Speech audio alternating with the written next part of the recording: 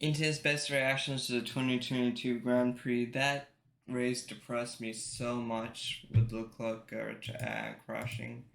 And then Sainz just the Ferrari team back at it again with the screwing over Sainz. Like even the master strategist could not defeat Ferrari, and that was just depressing.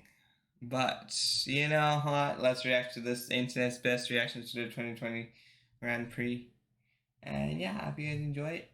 Be sure to hit that like button, subscribe, share, and let's go. And also, I like this because this guy, Matty, WTF, Matt Gallagher. I don't know why I'm mispronouncing it. I woke up at 5 to watch the race. Matt Gallagher is a Leclerc fan. He shares with it that the scream he did was me internally.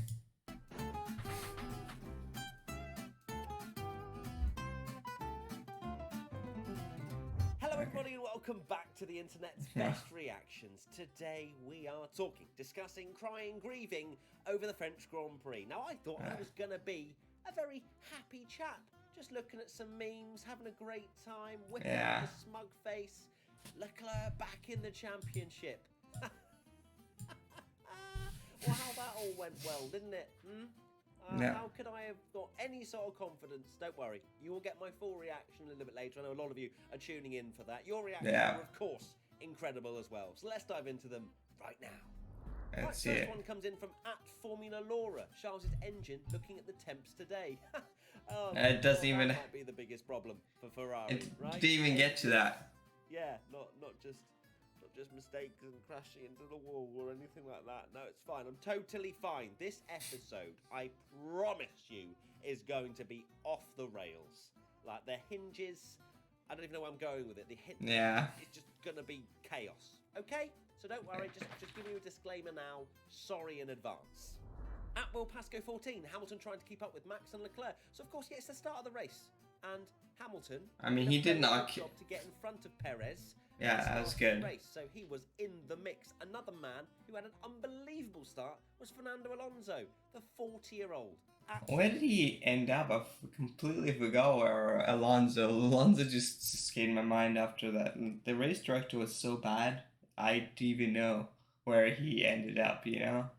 And also, like, I mean... flying off the grid and getting himself up to P5, I think it was. What was my point? The two old drivers of the sport still very much have got it. I'm sorry, I didn't call Hamilton old, but he is... I mean, yeah, but he wasn't really, like... It was like 8 seconds by the end, I believe, or something. Or maybe I'm wrong. Yeah. So it was not really... Still not on the pace. And there was another great start, of course. @Dan Hudert comes in with K-Mag, casually going and then P20 to P13. And then back to absolutely P16. blazing in that Haas, starting at the back. And was P15. Up to 13. I think Mick Schumacher had a good start as well. The Haas's were flying. I don't think they scored any points, but they did a great start. @YMUT007, POV, you're watching the French Grand Prix. I will not be sad. I will not shed one tear. I will not have one kind of thought. You know what I mean? Like, I would not be sad at all if Paul Ricard never comes back to the calendar ever again. Of course, that's something that's being spoken about right now. It's so distracting, the colors. I will not miss it in the slightest. So like, it wasn't a great race. Weird looking race. I mean, it was obviously a decent race. That's I my mean, fanboy coming straight out there, wasn't it? Yeah. The actual track itself doesn't lend. Yeah, honestly, I would have liked it if that didn't happen. Long right-hander before the straight, which is probably the best opportunity to overtake, just kind of kills the racing, even in these new reg of cars. So yeah. And but the reason why I was like in the race, I was enjoying it, and then once Leclerc crashed, I hated it. I did not want to watch it at all. So I can't have an opinion of it as good. In the back of my mind, even when looking at it, the camera angles are all off on all the action, but it looked like there was something going on. Yeah, Paul Ricard won't be too upset if you left. @1903BW, the TV direction when an overtake is on. I'm not going to go in on TV direction. I mean, or am I? Now, I didn't do the qualifying watch along on Twitch yesterday, but Tommy saw it in all its glory, and it was quite interesting to see that they showed Sainz, who was literally just prepping to do the slipstream for Charles. They showed his entire first sector in qualifying because they're so regimented with their structure. Oh my God. Of showing the first car that's on a lap. Mad. And also, yeah, we missed loads of overtakes in the midfield, as always. Shock. At Ashwick_Raj, Ocon to Sonoda at the race start. Yeah, Ocon had a bit of a swapper. Ocon just punted Sonoda. It was crazy. I thought there should be more of a penalty. Been picking up a lot of solid points recently, because that Ocon one wasn't even like he did it. It looked like he purposely shunted him off. Like, do you agree with me or not? Yeah, had a bit of a shocker. Got a 5-second penalty. The Alpine fans at the French Grand Prix wouldn't have been too happy with that. Now, the first stages of the race was feeling pretty good, wasn't it? If you're a Leclerc Ferrari fan. For the first time, I was happy. I thought I was done. We would withstood the pressure from Verstappen behind and actually then started to eke the advantage out. At Phoenix TVX, Leclerc's mirrors. It's a terrible Photoshop, but that's the ones that really get me. It's the ones that are pretty terrible. But yeah, Verstappen all over the back of Leclerc. He was fending it off beautifully. And then the pit stops happened. And then Leclerc's pit stop didn't happen, should I say. At Munford 1999, the medium tyres in this heat be like. As I said, 60-odd degree track temperatures. You had a pit lane that was actually longer than it was last year, which was forcing a lot of teams to do a one-stop in this heat. But no, the medium tyres were not happy at all. And I think, to be fair, if Sainz had started on the mediums, he may well have had an opportunity to finish higher up than he did. And we'll get on to that. That's Sainz. Mark my words, if Ferrari put the right strategy, he would have been second. He would have beat Hamilton. He would have even, like, I think like the closest he was to Hamilton was like 2 seconds off of him, and he had like I don't even think he. I mean, and if of course if the penalty did not happen, I would. If the penalty did not happen, okay. If we're counting the penalty, no, but he would at least be third. I will give my thoughts on that. But obviously hindsight, in my opinion, thing. But I think, yeah, if Sainz had gone with everybody else and started on the mediums, he could have had a good chance of a podium. At goalie_gloves97, listening to Ferrari's radio messages be like, Plan A, Plan E, Plan L. Like, they have got a lot of strategy options for it. Maybe they've got too many strategy options. You know, they sit down Carlos and Charles and they go, right, you have to learn all 26 of these different strategy options that we have, okay? And you have to be able to think of it as soon as we tell you them. That must be quite difficult. Right, let's talk about it, shall we? I can't really delay it any longer because, well, it happened not that long into the race. But of course, Verstappen had his pit stop, tried the undercut on Leclerc, and then we're wondering, wait, hold on, that undercut's pretty powerful. What are they going to do with Leclerc? Turns out they didn't do much, did they? At Ryan_T_Revis, there are no words. We're actually going to overlay my Twitch reaction. So we do live streams on Twitch. So if you want to see my live reaction, come and watch us over the course of free practice sessions, qualifying sessions, and race sessions. But here was my reaction to Leclerc. Yeah, I had to watch it. I saw this. Leclerc! Is that Leclerc? This is a perfect reaction. It's Leclerc! Oh! What's happened?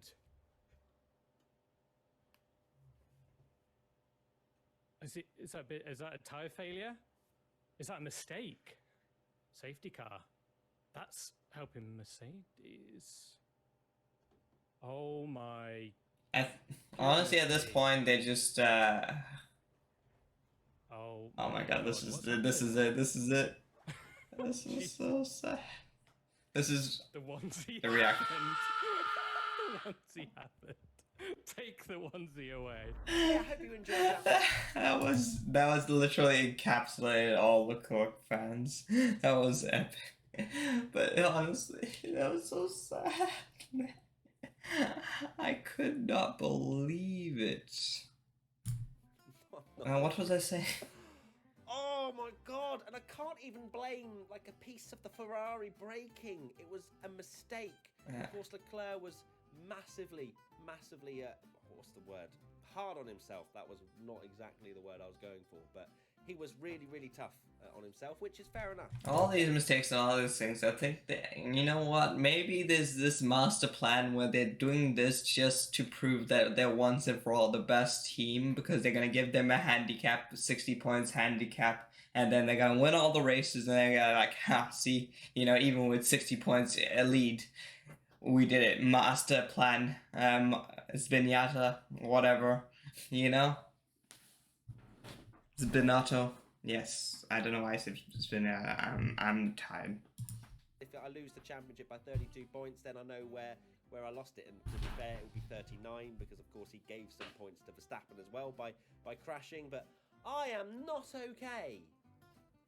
As soon as that camera panned to Leclerc or a car in the wall, I was like, no, please don't be who I think that is. And it was. Charles Leclerc in the wall.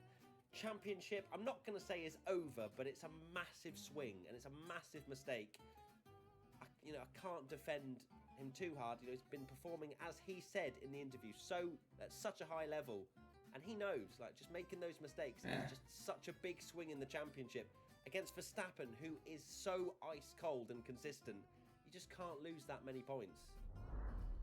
Francis Maggioni. Being a Ferrari fan is not stressful at all, says Julio. Honestly, though, like, Verstappen, like, before 2021, he was competing for the champion at 2020 and, like, 2019 and 2018, you know? He had to do that. Like, this is Charles's first year of competing with a car that can compete for a championship, you know? So, I mean, it's probably like this is his like trial run, and then next year will be his actual win. Is this delusional hope or what? I do not know. 23 years old. Yep, I'm going to look like that in probably 3 or 4 years, maybe sooner. Depends how much heartbreak happens between then and now. Now and then. That's what I meant. My brain is like so dead. At Crystal Horner. Anyone associated with Ferrari? Well, I'm going through a little bit of a rough patch. The whole year, actually. I don't know what's actually more painful. Ferrari not being in with a shout of anything, like with Leclerc, they're just picking up 6th and 7th, and that's it. Our expectations are not high. Actually, I do know what's more painful this year. This year is so painful. Yeah. Leclerc could be leading the championship by a reasonable margin by now, had the stars aligned. But they have not. The stars are so out of alignment right now. It's just so unlucky. Every Ferrari fan right now, that is literally me. Just see you next week for more heartbreak. Oh dear. Right, let's move on to other things that went on, even though I think we missed quite a bit of midfield action. But at Shame299 comes in with Alonso to McLaren's tyres. And kill them at times. Just Alonso in Formula 1 is just such... He has such good... that was so funny when I listened to that. Push the rule boundaries just that little bit too far. But some of his team radios, like wanting to just basically kill the McLaren's tyres. Like, yeah, let them come behind me, it's fine. Because I want to kill their tyres. I think he was just bored. He was like, Clouds Kinect. Fernando declaring his evil plan for the McLarens to the world. Need I say more? Who has won? I think he was just bored because he had no car to catch up. He was so far behind the other cars, but then he's just like, can they come so I can show them how good I am? Kinect. Fernando declaring his evil plan for the McLarens to the world. Need I say more? Who has won? Tweet of the week. Let's see this. Right, tweet of the week time now, and this one did make me laugh because it's all about Ferrari again. Is it the song? Cry. Can't remember. Either way, tweet of the week. An amazing Fanatec prize goes to Johnny B. I thought it was a song that on the tweet that I saw. You have a 5-second stop and go penalty. Carlos Sainz, it's not a stop and go, it's a 5-second penalty. And then you can just imagine that that's actually what they would look like on the pit wall. But yeah, strange that they said it was a 5-second stop and go, because if Carlos had then come into the pits that would have been a disaster for Carlos Sainz. I mean, not that his strategy was probably a bit of a disaster anyway, but no, that did make me laugh a lot. So well done, Johnny B. Gods. You win an amazing Fanatec prize. Every meme seems to be about Ferrari, by the way. I apologise, but the best memes have also been about Ferrari. At Shantaro2408, what are they on? So many. Ferrari Master. If someone's got to calculate what they are, I mean, because they're probably the same. It's another one. They create that. Ferrari fans having a normal race weekend. We don't do that here. No, we don't. We don't. And I actually tweeted saying that, just one day of being a normal Charles Leclerc fan. That's all I ask. Then a lot of people replied saying, this is a normal day of being a Charles Leclerc fan. You make a very valid point. One non-normal day. That's really difficult to say out loud. One non-normal day, please. With all of the Ferrari memes, I genuinely feel like I missed stuff out. So I'm just going to say, like, massive shout out to the Mercedes team. Like, unbelievable that they're picking up even more points. Like, second and third, Hamilton and Russell. There's no meme about it. I just wanted to give them a big shout out because I genuinely believe at this stage, they could beat Ferrari in the championship. Genuinely, with all the changes coming with the porpoising and the yada yada yada that could bring back Red Bull and Ferrari, I genuinely think Mercedes could easily get second in the championship, at least. At Bernardo Leclerc, Carlos went Ferrari, called him into the pits while he was fighting. It was very odd, wasn't it? Like, I don't really know what they were thinking to do with the strategy. It was either commit earlier and stick on a fresh set of mediums and go. Surely, the race operator, the person talking to him, should have realized everything. Like, are they even watching the race? Like, how did they not realize that he was already he was already past the pits when they radioed, and even then, even if he wasn't, why would he do that when he's fighting him? Like, it blown my mind how this is the oldest team, and yet they have the worst strategies. Like, how do they do this? On the attack, or don't pit at all. But for me, pitting 10 laps before the end just didn't make much sense, to be honest with you. Okay, yeah. That blew my mind. Okay, so he passed Perez, with the tires that he had. If he had not pitted and he just gone ahead, I think he would have been fine to the end, and also he would have also probably had a 5-second lead on George and at least been third. But he became fifth, fourth, which was sad. But then there was also the fact that Carlos was fighting Perez. They told him to box just as he was passing him. And then he pulled like a 2-second gap to Perez. And you're thinking, okay, maybe this is on. Of course, he was carrying that 5-second penalty, so really needed to push, but I don't know. I know they were covering off maybe having a tyre blowout, but pit him earlier then and really go on the aggressive. Just my thoughts. At Killerine64, it's just traditions at this point. Ferrari fans during qualifying versus Ferrari fans. Yeah, pole. It's so true. That is so accurate. I think Leclerc has 16 poles and 5 race wins. This is a good one. At Yurav Wumawo, I can't anymore. Most useless things. Dare I agree with it? I do agree with it. Honestly, I want a Leclerc P2 from now on in qualifying. No more poles, please. At Flick Floof, George Russell and Toto Wolff's conversation as a picture. Yeah, that fight in general between Russell and Perez was brilliant, wasn't it? You had Russell with the dive bomb up the inside of Perez, who then cut the corner and carried on. And then he didn't give the position, and then the stewards are like, nah, it's fine. So George is then moaning. And then Toto Wolff was like, no, you get just go after him.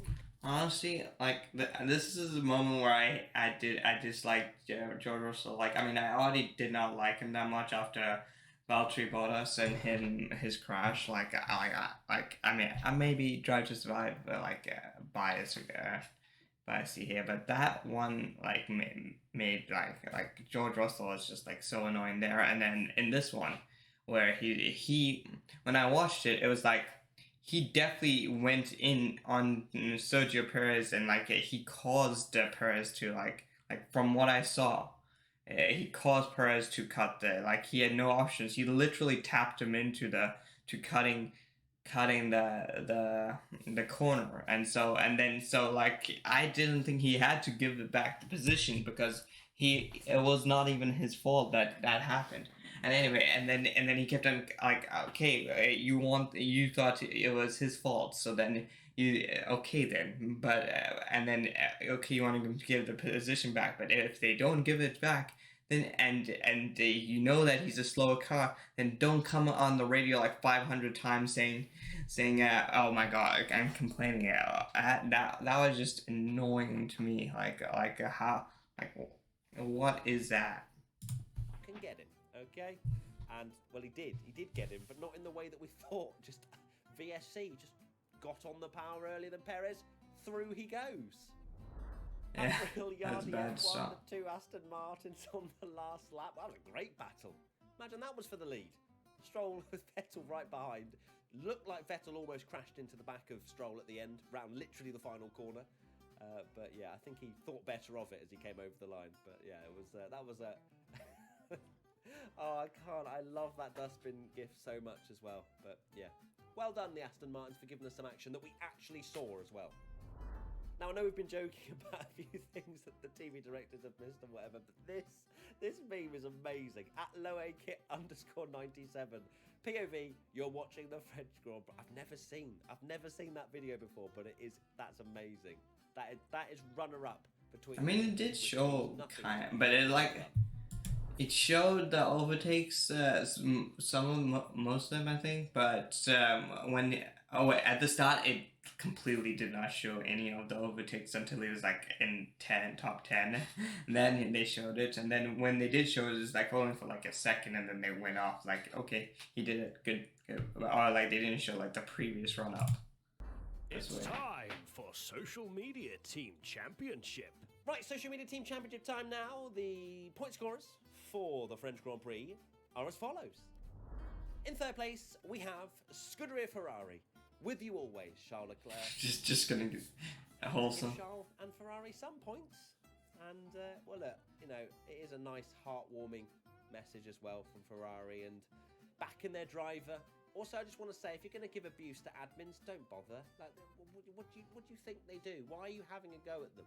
I know some of you are just trying to direct it at the team themselves, but some of you targeting the admins, not cool. Not cool. In second place, we have BWT Alpine F1 team. Yeah. I want them very close. Mr. Alplan. Tires. Mr. L Plan. Honestly, Fernando's awesome. I wish he could races a couple more.